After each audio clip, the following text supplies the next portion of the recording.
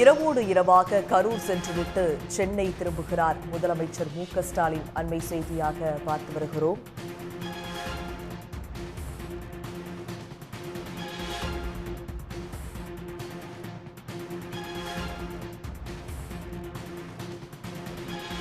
இது பற்றிய விரிவான விவரங்களோடு இணைகிறார் செய்தியாளர் சகாதேவன். விவரங்கள். கரூரில் விஜய் பரப்புரையில் ஏற்பட்ட கூட்ட நெரிசலில் கிட்டத்தட்ட 39 பேர் உயிரிழந்திருக்கிறார்கள். அவர்களுடைய சடலமானது அவருடைய உறவினர்களிடம் ஒப்படைக்கப்பட்டு வருகிறது. இந்த சூழ்நிலையில் நேற்று இரவோடு இரவாக தமிழக முதலமைச்சர் சென்னையிலிருந்து தனி விமானம் மூலம் திருச்சி விமான நிலையம் வந்தடைந்தார். அதனைத் தொடர்ந்து கிட்டத்தட்ட இரவு 2:10 மணியளவில் திருச்சி விமான நிலையம் வந்தடைந்தார். திருச்சியிலிருந்து சாலை மார்க்கமாக முதலமைச்சர் கரூருக்கு சென்றார். கரூரில் மருத்துவமனைக்கு சென்று உயிரிழந்த உறவினர்களுக்கு ஆறுதல் தெரிவிப்பது, அதே போல தீவிர சிகிச்சை பிரிவில் இருந்தவர்களை அவர்களுடைய சிகிச்சை பற்றி கேட்டறிந்து பல்வேறு ஆய்வுப் பணிகள் ஏற்பட்டார். மேலும் கரூரில் அனைத்து துறை அதிகாரிகள், குறிப்பாக பொது சுகாதாரத்துறை, மருத்துவத்துறை, மருத்துவர்கள் உள்ளிட்ட அதிகாரிகளுடன் ஆலோசனையிலும் ஈடுபட்டார்.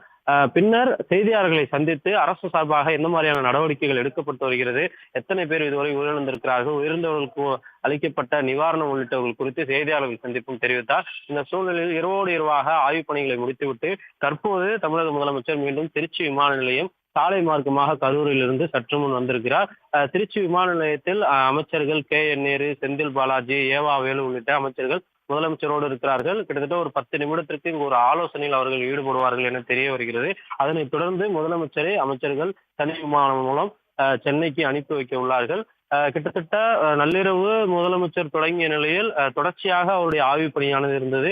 பொதுமக்களை சந்திப்பது மட்டுமில்லாமல் பாதிக்கப்படுந்தவர்களுக்கு எந்த மாதிரியான நிவாரணம் வழங்கப்பட்டிருக்கிறது, அதே போல தீவிர சிகிச்சை பிரிவில் இருப்பவர்களுக்கு எந்த மாதிரியான சிகிச்சை அளிக்கப்பட்டிருக்கிறது போன்ற அனைத்து விவரங்களையும் அரசு அதிகாரிகளிடம் கேட்டறிவது மட்டுமில்லாமல் தற்போது மீண்டும் திருச்சி விமான நிலையத்திலிருந்து சென்னைக்கு சென்றாலும் இதற்காக பொது சுகாதாரத்துறை உள்ளிட்ட அதிகாரிகளை நியமித்து, மூத்த அமைச்சர்களை நியமித்து தொடர்ச்சியாக எந்த மாதிரியான அந்த மருத்துவ சிகிச்சையானது கொடுக்கப்பட்டு வருகிறது என கண்காணிப்பு பணிகள் நடைபெற்று வருவனமும் நீதி விசாரணை முடிந்த பிறகு அடுத்த கட்ட நடவடிக்கை தமிழ்நாடு அரசு சார்பாக இருக்கும் என்றும் முதலமைச்சர் நேற்றைய செய்தியாளர் சந்திப்பிலும் தெரிவித்தார். இந்த சூழ்நிலையில் ஒரு 7 மணி அளவில் துணை முதலமைச்சர் உதயநிதி ஸ்டாலின் அவர்கள் திருச்சி விமான நிலையத்திற்கு வருகை தந்து அவரும் கரூருக்கு நேரடியாக சென்று ஆய்வுப் பணியில் ஈடுபட்டு உயிரிழந்த உறவினர்களுக்கு ஆறுதல் தெரிவிக்க இருப்பதாகவும் தகவல் வெளியாக இருக்கிறது.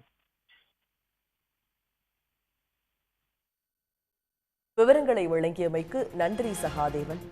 உடனுக்குடன் செய்திகளை தெரிந்து கொள்ள சன் நியூஸ் பெல் ஐகானை கிளிக் பண்ணுங்க.